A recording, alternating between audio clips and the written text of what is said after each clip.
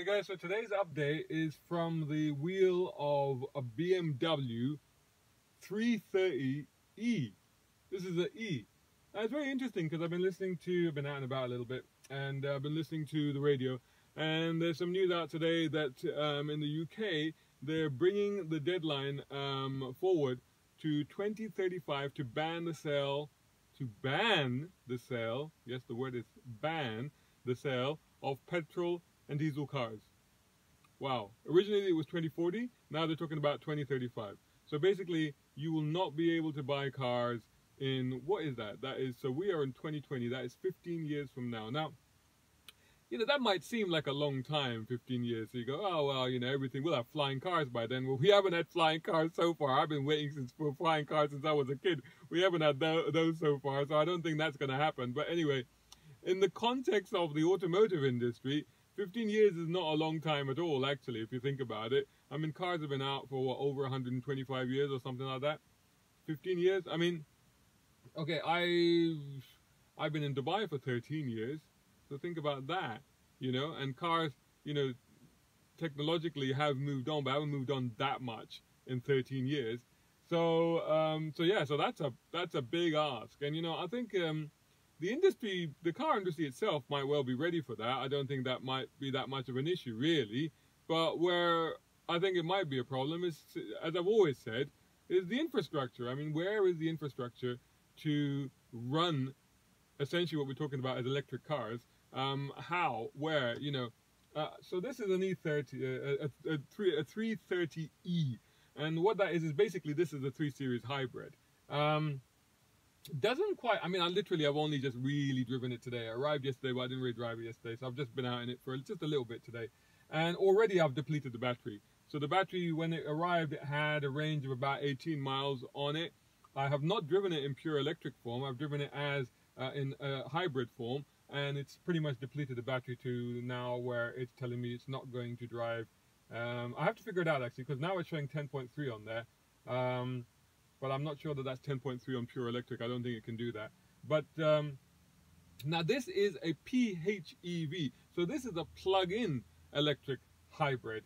So then the question arises is that should I plug this in to charge it up to the requisite 80% or 100% even, and then to see how that actually benefits the car. And it's supposed to, so for example, when you go into sports mode on this car, okay, it's had to turn on now just because I pressed the sport button.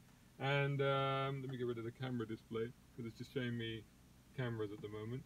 And I don't know how to switch that back. Come on, stop it, switch it back, I want to see the sport display. Okay, it's not showing me, but hang on, there must be a way of doing this. There you go. So we go into sport. There you go. Now sport has got extra boost. See, now extra boost, what does that do? Extra boost combines maximum electric and combustion drive power in collaboration with the dynamic vehicle setting to sort of get the best out of it. So I guess the idea there is that it will combine both the electric motor and the petrol engine to get the best performance out of it. So now the question to me is well, if I just drive it as a petrol car, I'm maybe not getting the best out of it. You see, now that's a bit of a dilemma, isn't it? Now, but a bigger dilemma than that is, well, where do I charge it? Because as you can see, I live in an apartment, and I can't very well run a cable down from my balcony and charge it. So that's not happening. So then I've got an option. I can either go, I think the nearest one here, there's an Asda shopping supermarket, and I think they have a couple of charging points in their car park. And then there's one charging point at the petrol station at the end of this road. So I don't really fancy going to a petrol station and then just hanging out there for an hour. So, and I don't necessarily have to do any shopping right now. So you see immediately, you see there's a little bit of an issue here, isn't there? So I'd love to hear your thoughts about EVs and plug-in EVs and where you think, at least with this car, I can drive it. Even if the battery is completely depleted, this is the good thing about something like this, I can still drive around as a normal car. So that's not a problem. I'm just wondering in terms of getting the best out of it, if I need to plug it in and charge it, and I think I might have to consider doing that at some point. I've got it for a few days. Stay tuned, follow BCG BMW 330e for social media updates on this. So I want to know what your thoughts are on electric cars, plug-in electric cars, and the fact that, we are racing now think about it. We're racing now towards a deadline where governments are saying, you know, we're not going to let you buy petrol cars anymore, or even diesel cars. And to get your muscle car fetish in now, really, is one of the other things to keep in mind. You know, if you wanted to do that, if you wanted to have combustion engines, V8s and stuff like that, you better do that now. What happens to supercars? That's another question, isn't it? So when they do instigate these laws, what happens at that point to supercars? Are we going to be allowed to buy those with V8s and V12s and V16s, W16s? I don't know.